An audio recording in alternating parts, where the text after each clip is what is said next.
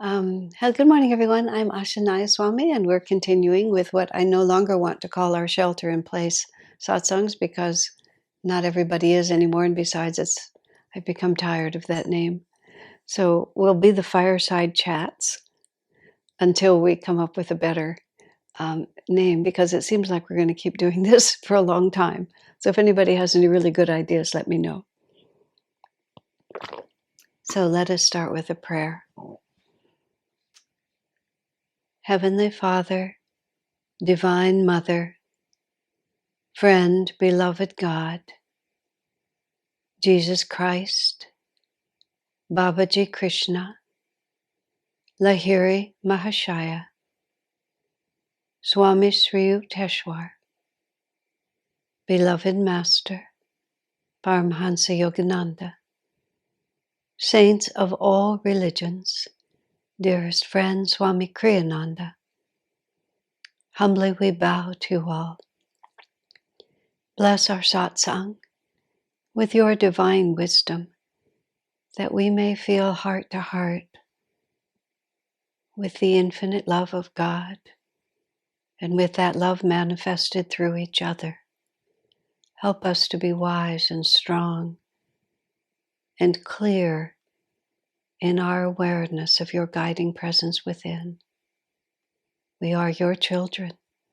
Bless us, care for us, and bring us home to thee. Om. Peace. Amen.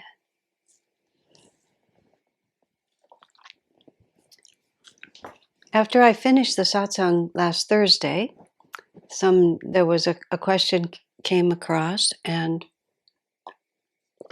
some other ideas. I haven't 100% clear idea of how they relate, but they're very important in themselves.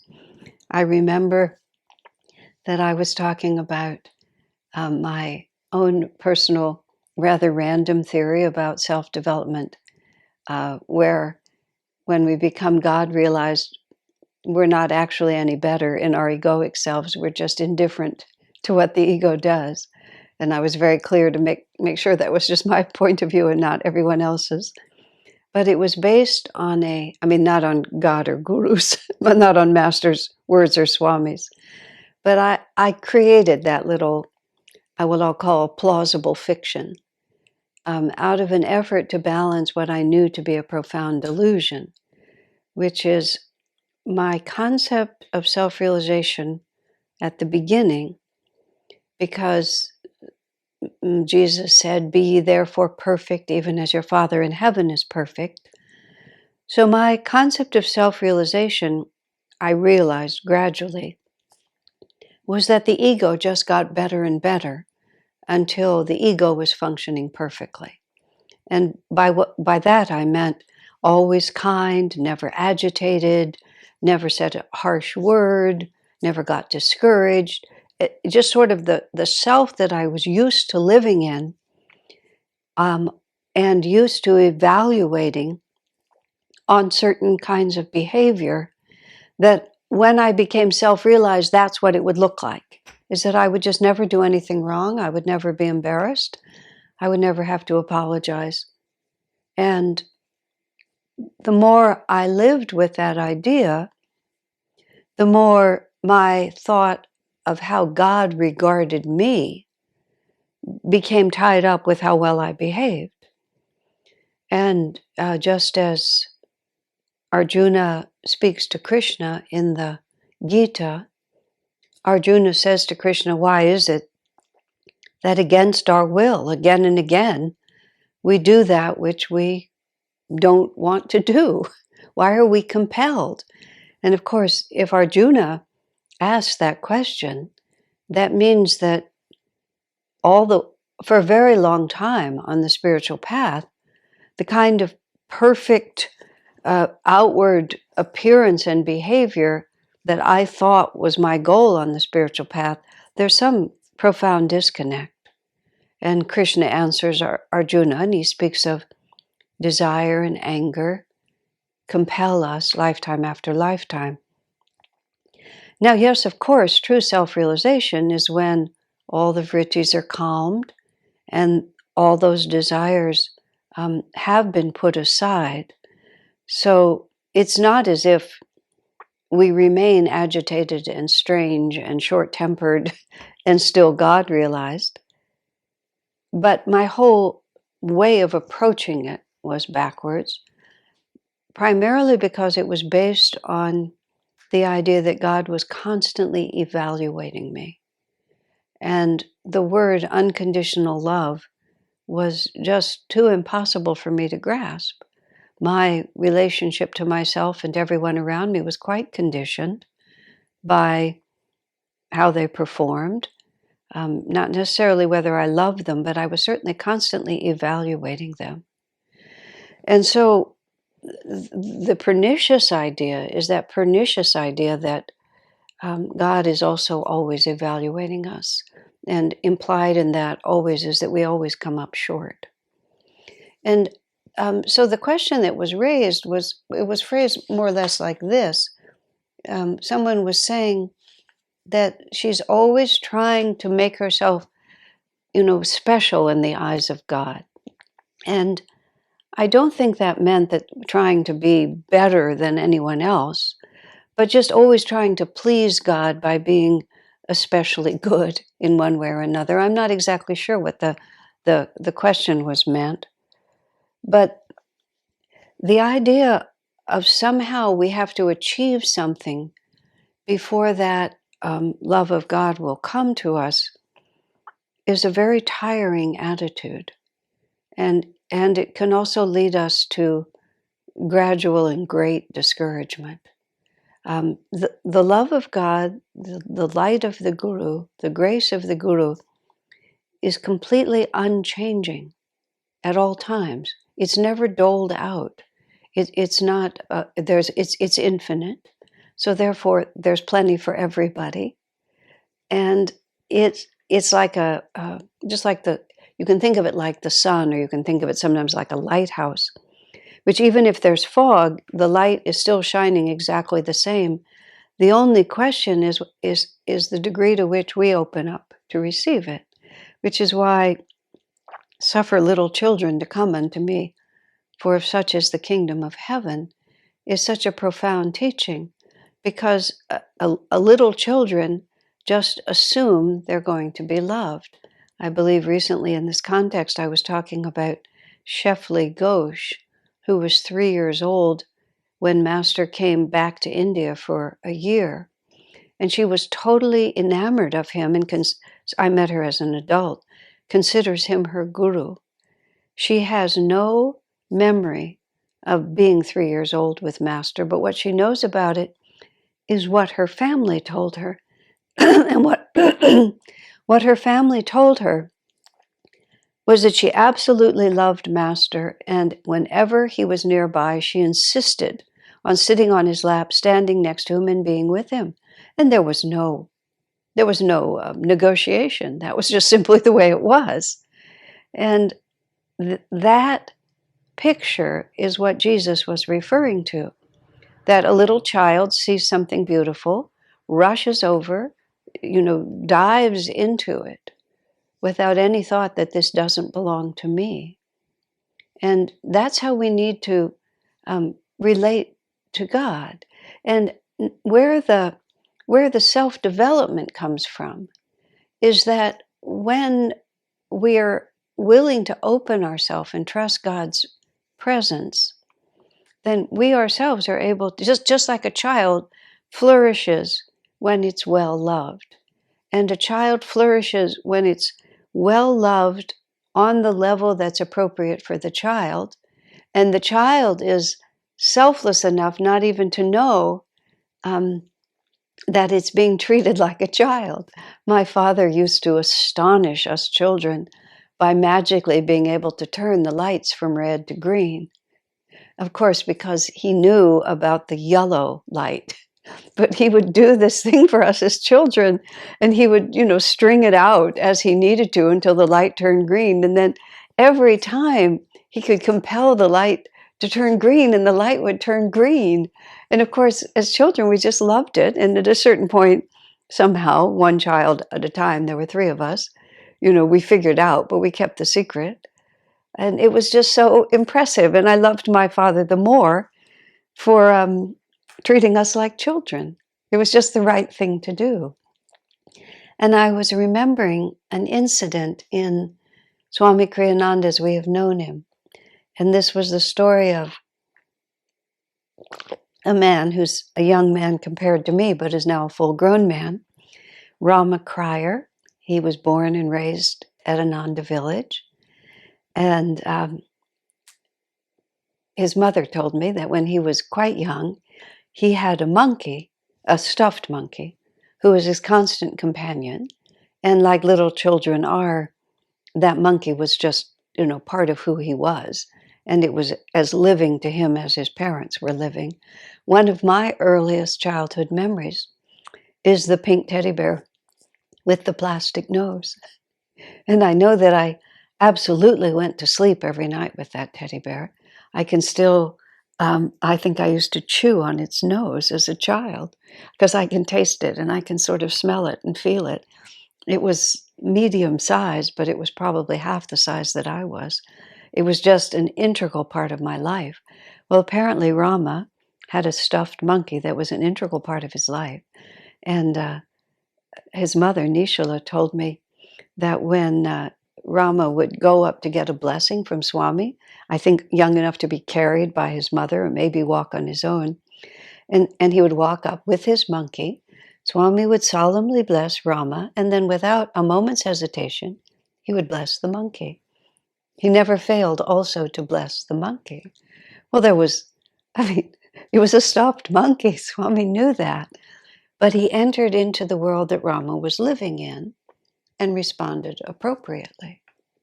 And that's how we have to understand that God relates to us. It's not that everything we're doing is the perfection of God realization, but whatever we're doing sincerely, God and Divine Mother, it's nice to think of it as Divine Mother, she loves us because at the level we're at, this is the appropriate place for us to be. And by taking us seriously and respecting us where we are, that gradually gives us the courage and the strength to be better. So I hope that you're feeling or hearing something from what I'm saying, because these are actually very subtle points to get across. Because we obviously we need to be more, we need to transcend the ego, we need to overcome all limitations. And I believe I was talking about this last Thursday in terms of practicality, but we also have to be practical in the way that we grow. The image that I really love is the way a seed becomes a tree. The apple seed becomes an apple tree, or the seed of anything reaches its fruition, its flower or its fruit, which you could consider to be the soul's long journey from a first manifestation to God realization.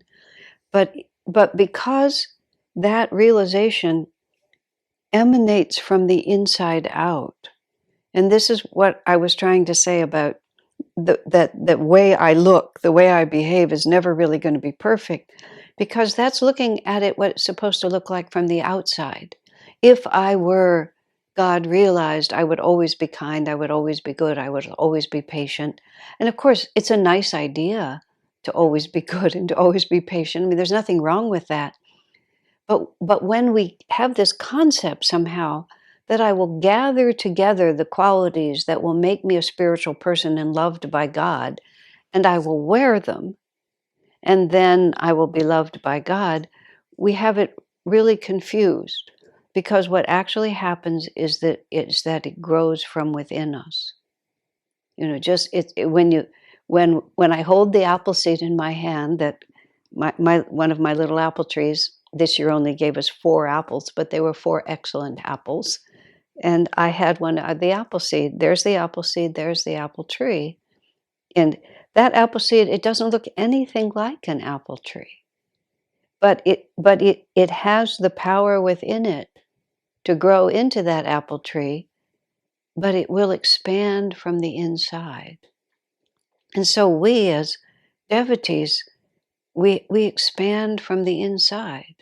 And just like a gardener, gardeners who really love their plants are so attentive to them, and they really are. These are my children. And gardeners who really love their plants are often exceedingly successful as gardeners because it's a living thing, and they coax it out of its smallness into its strength. And so Divine Mother coaxes us out of our smallness and into our strength. And our focus needs to be on how much Divine Mother loves us, not on how well we're doing in her eyes. It's just there are these wonderful stories about the Mother Mary coming to these African girls in Rwanda 12 years before the genocide in that country, which is, of course, a terrible thing. Mother Mary started appearing to a group of African girls in a school there in one of the cities in Rwanda. The woman, Immaculée Ilibagiza, who wrote the book Left to Tell, which is how she survived like 3 months in a small bathroom with 6 other women during that genocide and lived through it, even though almost her entire family was killed. And she was in deep prayer that whole time. It's an extraordinary story if you haven't read it. Well, there's some additional books that she's written. I can't remember the names, but they're easy to find. And one of them is about how Mother Mary started coming 12 years ahead of time, urging them to love one another, and warned that the rivers would run red with blood, which they literally did. Who knows how much was mitigated by the devotion awoken by that. But here's the part of it that is relevant here. The apparitions, when Mary would come to those girls, she stayed much longer than in many of the other situations. And the explanation that I read in this book was in Africa, African culture, Rwandan culture, especially when you visit your family, you have to stay a long time. It would just be considered very rude to visit your mother for only a short time. So Mary would stay, if I'm not mistaken, for an hour or two. And the girls would just chatter away about everything that happened. Just, what they were studying in their classes, what they were gossiping with their friends. And it was perfectly natural in the context, because that would be the way a girl would relate to her mother. And the girls themselves were like, well, she's our mother. What else would we do? It just seems so natural to them. Isn't that wonderful? I mean, just that's what's being modeled for us is how, what suffer little children to come unto me. That's what Jesus was trying to get us to understand. Why are we afraid? Why are we always wondering if we've measured up or not? Why are we always trying to put on something that is not really me? I think of little Rama. It didn't occur to him to be embarrassed about the fact that he was carrying his monkey. He would have felt really terrible if he'd left his monkey at home. After all, I'm coming to see Swami. I'm going to church today, and Swami needs to bless monkey just like he needs to bless me. And that's about how important our concerns actually look to Divine Mother. And I think that's what I actually mean. I think that's what I've been trying to say all this time by saying we don't really get better. And by that, I didn't mean that we remain as stingy and mean-spirited as the worst of us. It's just that the ego is a child compared to the soul, and its concerns are childish. And Divine Mother will relate to us on whatever level we bring to her, as long as it will be beneficial to us. And when it ceases to be beneficial, she'll ask more of us, just like a really good mother would be. Now, I was starting to talk about cooperation now that I remember it, and I was going to talk about cooperation now. And I'll just, again, we're going to have to go on with it. But the principle that Swamiji was bringing forth on the train to Switzerland, because I remember the last thing I said was we never got back on the train to Switzerland. Swamiji, as I said when I finished last time, he was always looking for a new way to express things, and he was always looking for a way to express things that would reach more people. So cooperation is a fundamental American quality, and one of the things that Master brought when he came to America was this idea of small cooperative communities, spiritual communities. But the premise is that we all work together. We all work together spiritually to help one another, and we all work together to make a kind of life possible that would be much harder to attain on our own. Master's actual instruction to people was pool your resources, buy land in the country, become self-supporting, grow your own food. It was partly a warning that the smooth course of society was not going to continue uninterrupted. He started putting that warning out 70 years ago, and we've more or less gone forward uninterrupted in the USA, not in the whole world by any means. But now we're teetering on the edge of the unknown, is all I'll simply say. But Swamiji was saying that that concept of cooperation actually is a fundamental premise of what Master taught, because the whole practice of yoga is cooperating with grace. And some of the conflict that people of a more narrow-minded, traditional, especially Christian approach to spirituality, not the original teachings of Jesus, but what is considered to be Christianity, is that we are saved by Jesus Christ, and any effort we make it means that we don't believe in the saving power of Jesus Christ. And they really take an anti-yoga point of view, some anti-yoga point of view, because if you believed in the saving power of Jesus, why would you put out any effort at all? Are we saved by grace or by works? This is this long thing. But yoga, this long, ongoing controversy that I won't step into. But what yoga is recognizing how divine energy flows in the body and simply cooperating with how that flows. We're not creating it, and this is where Swami's word comes in, but we're cooperating it.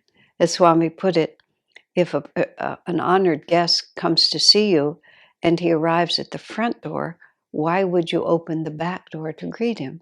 He said you would go to where he's standing and you would open the door and you would invite him in, just making it very sort of sensible like that. And it goes together with Master's practicality, and it also goes with Master's bringing in a teaching that really works for Dwapara, because Dwapara is the age of energy. It's not the age of form. And if it's the age of energy, then it's very necessary that we get our energy engaged.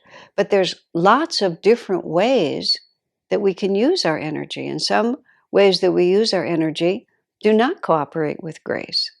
And then Swami talked about well, he went through sort of all the different aspects of society that there are. If we're in business and we're just out to beat our competitors and take from our customers, he said it's not a very elevated and ultimately not a very successful way to behave.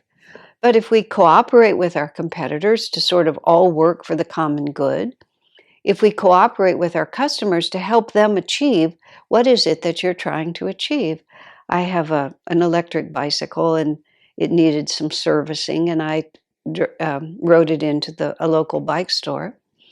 And the clerk there he saw what I needed, and he said to me that there's a store that specializes in this brand, and they'll tune your bike up for free, he said. They're, a couple of miles up the road. Because he said that to me, I said, no, I think I'd rather have you do it. And it was just because instead of trying to think, how could he get more money from me?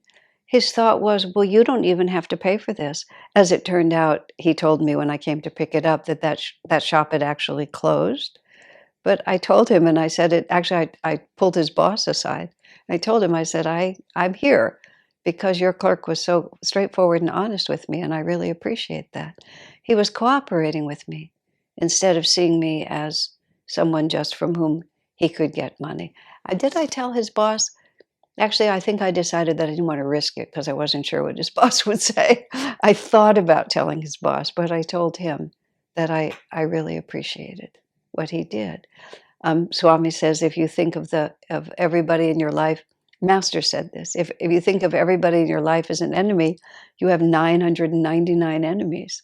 If you think of everyone as a friend among 1,000 people, you have 999 friends. And then Swami talked about all of Master's healing methods, which was, his teaching on healing is really a huge part of what he brought. I mean, we've worked with it. Various people have worked with it some, but I think it is a long way from being realized. What Master had to offer us about how we can harness the healing power of the universe and harness the power within ourselves. And so Master taught us about yoga postures. He taught us about energization exercises. He taught us about right physical diet. He taught us about right mental diet. So what are we doing with all of that? We're looking at what is, and we're asking ourselves, how can I work with what is in order to accomplish what I want? When we're talking about yoga itself, Swami often starts by talking about, the upward and the downward flow of energy. And he starts with the obvious evidence. Whenever we feel a positive emotion, we inhale and the energy rises. And whenever we feel a negative feeling or emotion, we tend to exhale and the energy sinks. He often uses little children to sort of show us, because when children are upset, they'll often literally just throw themselves to the ground. They can't even stay vertical. The energy is just pulling them so far down. They throw themselves on the ground. They stretch themselves onto the ground. They'll pound the floor as if to get even farther down. And when they're excited and happy, they'll just jump. It's like the energy is so strong in them, they'll just it takes them off the ground like this. Cooperating with this, Swamiji created something he called the super conscious living exercises. And one of them is, I am positive, I am energetic, and we wave our arms and then raise our arms in the air. And then when we say enthusiastic, we lift ourselves up off the ground, because that's a greatly exaggerated, but nonetheless, when we are enthusiastic, we feel like we're being lifted up off the ground. So we cooperate with the way the direction is going anyway, intensify it in our awareness, and then it'll make it easier for us to find it. See, without all these yogic practices, we sit in church and we pray. And we pray for grace. And we know we're supposed to be good, but this is so much more subtle. This is really cooperating with the whole way the energy flows, the way the vrittis are stored in the chakras, the points of concentration in the chakras, the interiorizing of the energy. None of that is invented. And all of that is present whether we cooperate with it or not. But if we cooperate with it, then we're going to the front door where the Master is waiting for us. We're walking to the place where the Master is standing, and it's easier then for him to reach us. Well, I think that will be enough for today. I think I have more to say about cooperation, so we'll continue that tomorrow. God bless you.